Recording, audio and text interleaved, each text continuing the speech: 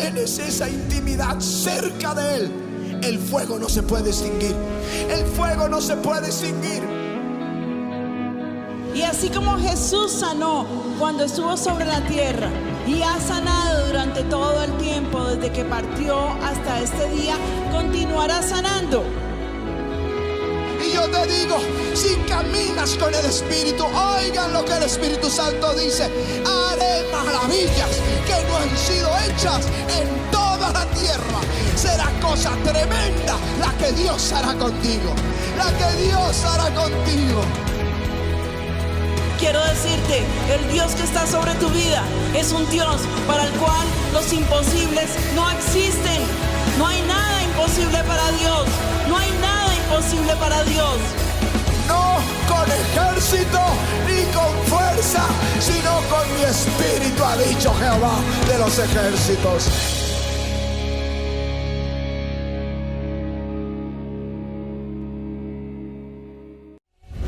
À la croix du calvaire, Jésus n'est pas seulement mort pour nos péchés, mais il l'a fait aussi pour nous guérir de toutes nos douleurs. Par sa meurtrissure, nous avons été guéris. Comme Jésus entrait dans Capernaum, un centenier l'aborda, le priant et disant: « Seigneur, mon serviteur est couché à la maison, atteint de paralysie et souffrant beaucoup. » Jésus lui dit: « J'irai et je le guérirai. » Le centenier répondit: « Seigneur, je ne suis pas digne que tu entres sous mon toit, mais dis seulement un mot et mon serviteur sera guéri. Car moi qui suis soumis à des supérieurs, j'ai des soldats sous mes ordres. Et je dis à l'un: va, et il va. À l'autre: viens, et il vient. Et à mon serviteur: fais cela, et il le fait. » Après l'avoir entendu, Jésus fut dans l'étonnement et il dit à ceux qui le suivaient: « Je vous le dis en vérité, même en Israël, je n'ai pas trouvé une aussi grande foi. » Puis Jésus dit au centenier: « Va, qu'il te soit fait selon ta foi. » Et à l'heure même, le serviteur fut guéri. Amen et Amen. Alléluia. Si tu veux vraiment honorer Dieu, si tu veux vraiment surprendre Dieu, alors que ce soit au travers de ta foi. Amen. Donnons cet applaudissement à Jésus. Merci Seigneur.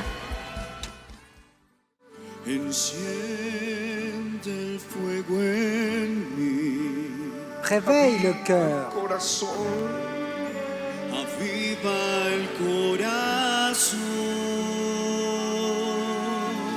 Te suivre seulement toi. C'est toujours ma passion.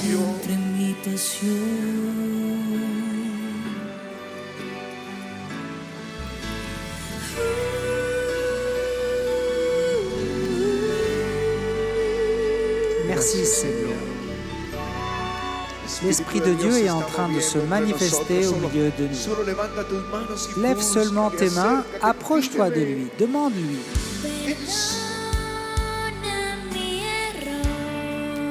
Ma distraction continue.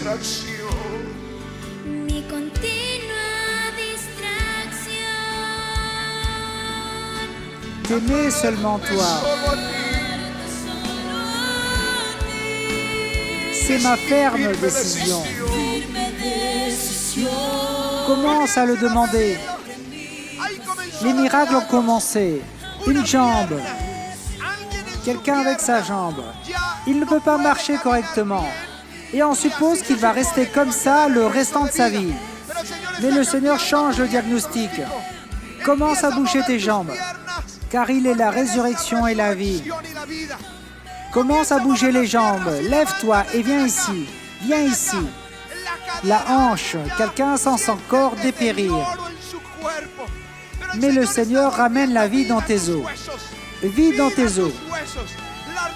L'arthrite, le rhumatisme, l'ostéoporose s'en va. Que toute personne qui reçoit la guérison dans ses os vienne ici maintenant. Qui peut à nouveau lever ses bras. Qui sent à nouveau la jeunesse dans son corps. À nouveau la vigueur. À nouveau la vie. Quelqu'un peut respirer comme il ne le faisait plus. Viens ici rapidement.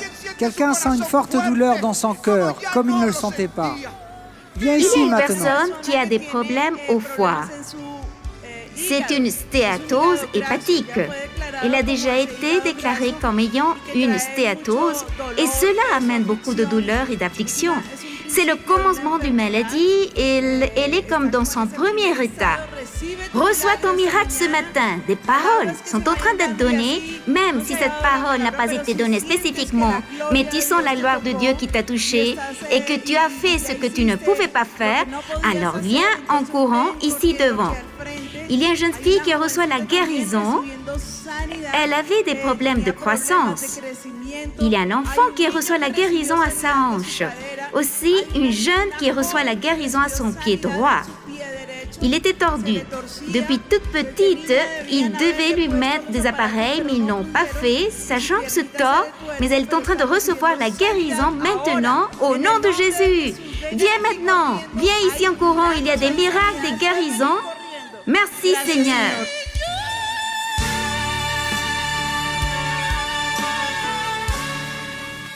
Raconte-moi. Elle m'a dit qu'elle avait un enrichissement musculaire, qu'ils ont prescrit des médicaments, mais ça n'en servait à rien. Elle est partie, elle a dit, je suis venue aujourd'hui pour que le Seigneur me guérisse. Ça s'est passé comme ça, le Seigneur l'a guérie. Elle n'a plus de douleur dans son dos. Nous te remercions, Père. Petit est tombé au collège il y a 15 jours. Il avait une douleur très forte. Il venait de se plonger de douleur. Mais il n'avait pas raconté à sa maman que la chute avait été aussi forte. Il boitait. Mais aujourd'hui, quand la parole de Dieu a été donnée, il a commencé à pleurer. Il a raconté à sa maman que la douleur venait du corps de sa chute. La docteur l'a sculpté. L'ange n'a aucun problème. Il marchait bien le canapé, il boitait. Tu n'as plus de douleur, mon petit? Non, il n'y a plus de douleur. Qu'est-ce que tu as senti quand Dieu t'a guéri? Tu as senti un feu. Est-ce que tu sais qu'est-ce que c'est ce feu? C'est Jésus dans ta vie, mon amour. Merci, Père Saint. En 2016, elle avait perdu un bébé. Et durant tout ce temps, cela m'avait été difficile de tomber enceinte. Nous avons demandé au Seigneur, rétablissez-nous. Et tu as donné une parole spécifique qu'elle n'avait pas de crainte de le Seigneur, elle allait lui donner son bébé. Aujourd'hui, elle amène le bébé que le Seigneur lui a donné. Comment il s'appelle? Caleb Josué. Caleb Josué. Bonjour, amour. Père, nous bénissons Caleb. Formidable nom, celui que tu lui as donné. Je te demande que lui rende grand dans sa génération et que tu l'utilises avec puissance au nom de Jésus-Christ. Amen et Amen. Quand elle a eu son bébé, elle a eu des difficultés. En sortant, les médecins ont fracturé la clavicule. Voici les examens qu'il éprouve. Formidable. Elle était au régime social. Le dimanche de la clôture des congrès, le pasteur Ricardo a dit qu'il y avait quelqu'un qui recevait la guérison de son épaule gauche, la clavicule. J'ai reçu les mots, c'était pour mon bébé. Le mardi, elle avait le contrôle pour la clavicule. Si il était nécessaire à une chirurgie, le médecin a dit qu'elle était en parfaite santé et qu'il n'avait rien à faire. Alléluia! Si nous ne pouvons pas donner la gloire à Dieu, alors à qui? Si tu désires connaître plus de Jésus, savoir ce qu'il a fait pour toi et ce qu'il pourrait faire pour ta vie, alors prête une grande attention aux paroles suivantes.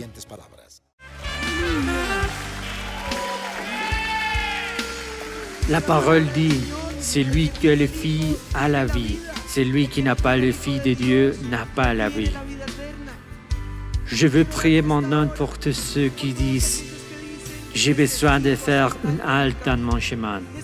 J'ai besoin de m'arrêter un instant et de m'assurer de mon salut. » Peut-être que tu as marché avec le Seigneur et que tu t'es écarté pendant un temps. Peut-être que tu es en train de marcher en hautier. Quelle que soit ta situation, tu as besoin de Jésus dans ton cœur.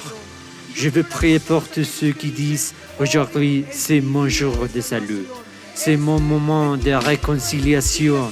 Et aujourd'hui, c'est mon opportunité pour m'assurer que j'ai Jésus dans mon cœur. Je voudrais te guider dans cette décision. Alors, si tu es prêt, ferme tes yeux et dis avec moi « Seigneur Jésus, j'ai besoin de toi. J'étais pécheur, je me suis éloigné de toi. Mais aujourd'hui, je me repens. Je reviens à toi de tout mon cœur. Et je t'invite à ce que tu sois mon Seigneur, mon Sauveur. Lave mes péchés avec ton sang. Note mon nom dans le livre de la vie éternelle. Et s'il te plaît, ne l'efface jamais. Au nom de Jésus, nous te remercions. Amen et Amen. Donnons un fort applaudissement à Jésus.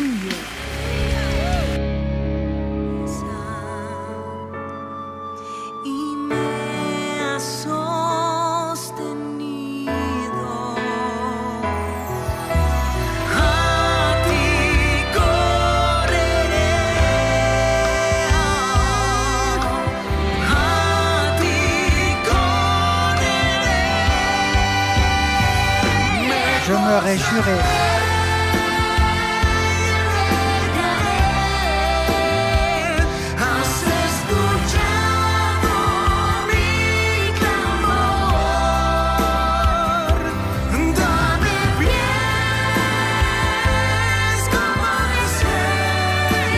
Je courrai.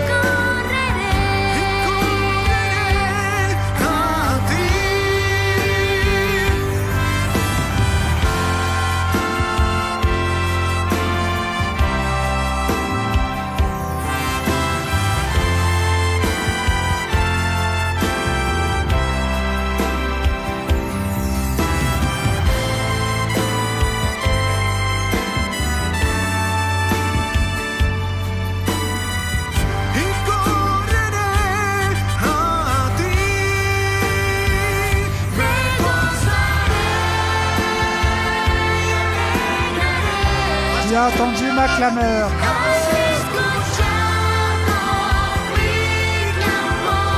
Donne-moi des pieds comme ceux d'une biche.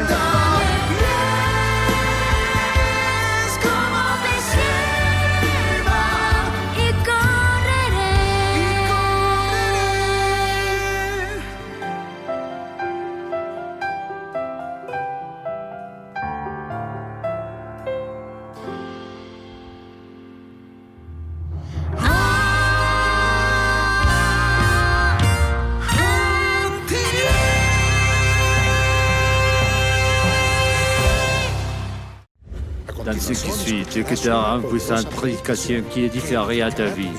Et tu donneras la conviction dans ton âme que le Seigneur combattra toujours pour toi. Ne te distrais pas, parce qu'une seule parole peut changer ta vie pour toujours. Avec vous, le pasteur Ricardo Rodriguez. Dites avec moi jubilé. Mais la question est, pourquoi voyons-nous un jubilé dans notre âme, dans notre famille, dans notre espérance et dans notre foi? Mais pourquoi nous ne le voyons pas dans notre économie? Parce que nous ne sommes pas libres, comme Jésus veut que nous le soyons libres, à cause des dettes, à cause de la mentalité financière de ce siècle. Que pouvons-nous faire? Tous, ou la majorité sont passés par là. Que faire quand il n'y a pas d'issue et que nous sommes endettés jusqu'au cou? Comme c'est un péché, tu dois demander pardon au Seigneur. Repentance. Et cette repentance inclut de renoncer à cet esprit immonde de séduction. Parce qu'ils viennent et te disent, regarde ce que j'ai, paie-le comme tu veux. Ça vous paraît être la bénédiction de Dieu? Et après, ils commencent à faire pression sur vous pour le paiement. C'est un esprit de séduction. Je ne sais pas combien d'entre vous reçoivent sur leur portable. Vous avez droit à un crédit, félicitations. Ton plafond de ta carte de crédit vient de passer de 2 millions à 10 millions. Quelle bonne nouvelle! L'esclavage t'attend. Alors tu dois renoncer à cette séduction. Et même si ça semble séduisant, dehors au nom de Jésus. Renonce à la malédiction parce que Christ nous a rachetés de la malédiction de la loi. Il s'est fait malédiction pour nous, pour que nous ne portions plus cette malédiction. Alléluia!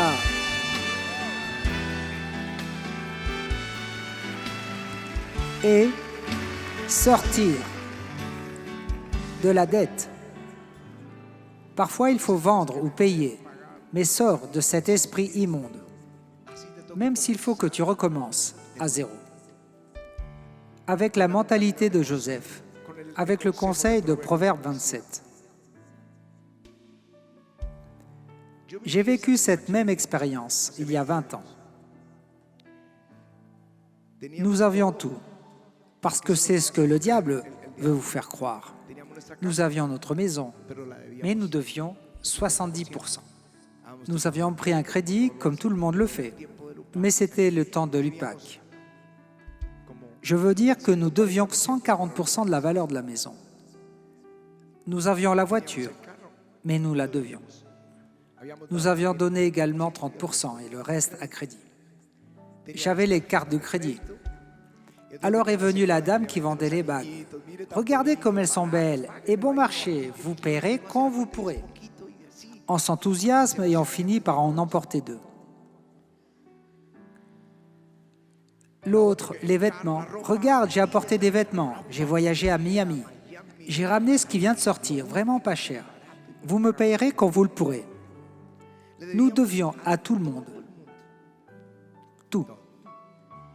Ça a été le 15 novembre de l'année 98. J'étais désespéré à cause de la dette. Je ne pouvais pas sortir acheter la nourriture. Tout devait être payé avec la carte, parce qu'il n'y avait plus d'argent. Et à l'église, c'était pareil. Alors, en regardant la télévision Enlace, c'était la Marathonica. Et le thème était la dette. Je n'avais jamais vu cela comme un péché. Mais mes yeux ont été ouverts et j'ai compris ce qui s'était passé. Et là, dans mon bureau, j'étais prostré en train de demander pardon au Seigneur. Et à la suite, quelqu'un a utilisé ce texte de Marc, où l'apôtre Pierre dit au Seigneur, « Seigneur, nous avons tout laissé pour toi. Qu'allons-nous recevoir ?» Et le Seigneur dit, « Il n'y a personne. » Je vais vous lire comme c'est écrit ici. « Voici, nous avons tout quitté et nous t'avons suivi. » Jésus répondit, « C'est la parole de Dieu même. Je vous le dis en vérité, il n'est personne qui, ayant quitté à cause de moi et à cause de la bonne nouvelle sa maison, ou ses frères, ou ses sœurs et sa mère, ou son père, ou ses enfants et ses terres, ne reçoivent au centuple présentement dans ce siècle-ci, de maisons, des frères, des sœurs, des mères, des enfants et des terres, avec des persécutions et dans le siècle à venir, la vie éternelle. 100 fois plus, maintenant, en ce temps-ci. 100 fois plus, maintenant, en ce temps-ci. Tandis que le prédicateur était en train de dire, si nous avons une dette, nous pouvons utiliser cette parole et lui dire, Seigneur, je ne sais pas comment sortir de cette dette, parce que si ce n'était pas le cas, alors nous sortirons et voilà. Tu payes et tu t'en vas et il n'y a plus de problème. Mais quand il n'y a plus de quoi payer, alors, donne au Seigneur le 1% et dis-lui, Seigneur, tu as promis de me donner le centuple. Je te donne à toi pour ton œuvre le 1%, mais toi, donne-moi pour ma dette le 100%. Ça s'est passé le 15 novembre 98. J'étais en train de regarder ça et j'ai dû déchirer le message que j'allais prêcher. J'ai dit, j'ai besoin d'être libre et j'ai besoin que l'Église soit libre. Et j'ai préparé mon message et j'ai prêché à propos des dettes. Et ce texte, comment sortir de la dette. J'ai promis au Seigneur le 1% de ma dette et le 1% de la dette de l'Église et qu'il me donne le 100%. Je n'avais pas le 1% et l'Église n'avait pas le 1%. Mais j'ai fait une promesse au Seigneur et j'ai dit, je vais t'amener 1%. Et comme je recevais le 1% surnaturellement, ce qui m'a le plus plu, c'est que ça venait d'une source inespérée. Un pasteur est venu et il m'a dit « Je vous ai écouté avec attention, j'étais tellement béni que je sens de la part du Seigneur de vous donner cette offrande. » Ensuite, quelqu'un d'autre est venu et a apporté la même chose. Quelqu'un m'a dit « Vous m'avez prêté il y a environ 10 ans de l'argent et je viens vous le rendre. » Inespéré, j'ai accompli le 1% et l'Église a accompli le 1%. Et en à peine 1 mois et demi, l'Église avait payé 80% de ses dettes. Et j'avais payé 80% de mes dettes. Alors, les 2 premiers jours de janvier, j'ai recommencé à prêcher le sermon. parce que maintenant j'avais l'autorité morale et spirituelle pour le prêcher. Et 1 mois et demi après, j'étais libre de mes dettes et l'Église était libre de ses dettes. Alléluia! Alléluia! Certes, il faut prendre des décisions.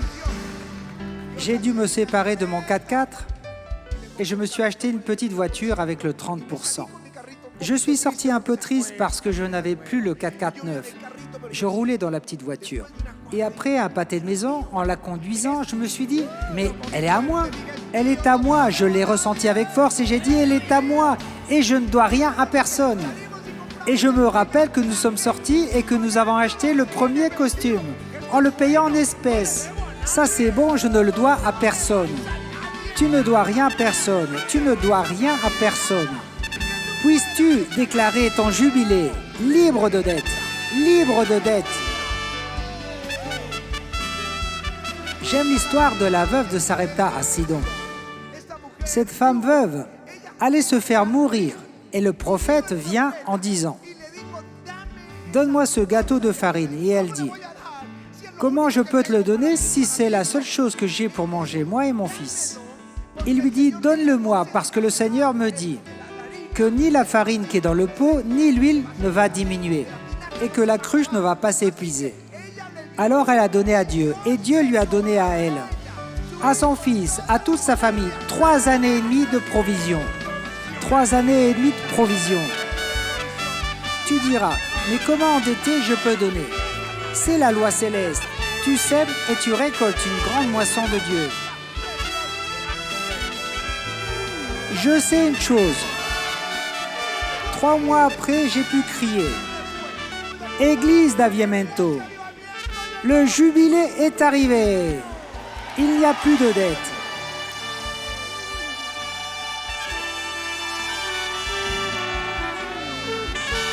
Alléluia. Dieu est bon. Dieu est bon. Si quelqu'un dit « Pasteur, je suis complètement désespéré avec mes dettes, je n'ai plus de solution ». En Christ, oui, il y a une solution. Viens à l'autel et parle au Seigneur.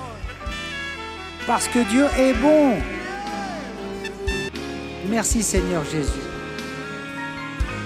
Ça a un prix. Commence par la repentance. Je vous le dis, Dieu veut vous voir libre. Je le sais. Je l'ai vécu. Je l'ai expérimenté personnellement. Et ensuite, avec le temps, Dieu nous a tout restitué, mais sans dette. Comme c'est bon pour moi d'en parler de temps en temps, parce qu'on oublie tout. On se retrouve très vite lié au système financier de ce monde. Et une paire de fois, nous avons dû venir repentant devant le Seigneur et prendre des décisions et semer à l'autel et de voir à nouveau qu'il est encore fidèle. Il est fidèle. Je comprends que c'est parfois difficile d'avoir tout l'argent pour acheter un appartement. Et je crois que quand une personne paie une location de 1 000 $ pour parler à tout le monde ou d'1 million, mais s'ils peuvent obtenir la somme initiale pour acheter une propriété, ils vont payer la même chose. Et c'est un choix plus intelligent et plus sage. Au lieu de payer quelqu'un pendant 10 ans et que l'argent s'en aille, achète la propriété parce que c'est pour y vivre. Mais ne le fais jamais avec une voiture parce que ta propriété prend de la valeur. Si tu l'achètes 100, dans 5 ans, elle en vaudra 150. Si tu achètes ta voiture 100 et dans 5 ans, elle en vaudra que la moitié 50. Mais la dette est toujours la même. Les vêtements, la nourriture, les bijoux, des choses ne peuvent s'acheter à crédit. Dis-le, plus de dette. Si tu n'as pas d'argent, ne l'achète pas. Refuse de t'endetter, parce que Dieu est fidèle pour te pourvoir. Sors de la dette, prends une décision et commence par lui demander pardon. Si tu dis tout comme mon pasteur, j'ai commis la même erreur, lève ta main et dis-lui, Seigneur, pardonne-moi. Pardonne-moi parce que je me suis endetté. Pardonne-moi, Seigneur. parce que j'ai agi d'une manière incorrecte. Mais aujourd'hui, je comprends que ta bénédiction, c'est l'épargne et pas la dette. Ta bénédiction, c'est que j'investisse et que j'administre avec sagesse mon argent, que j'investisse dans la terre, que j'en mette une partie de côté pour obtenir ma propriété. Aide-moi, Seigneur, à le faire. Mais je te demande pardon. Demande-lui pardon parce que la Bible dit « Ne dois rien personne ».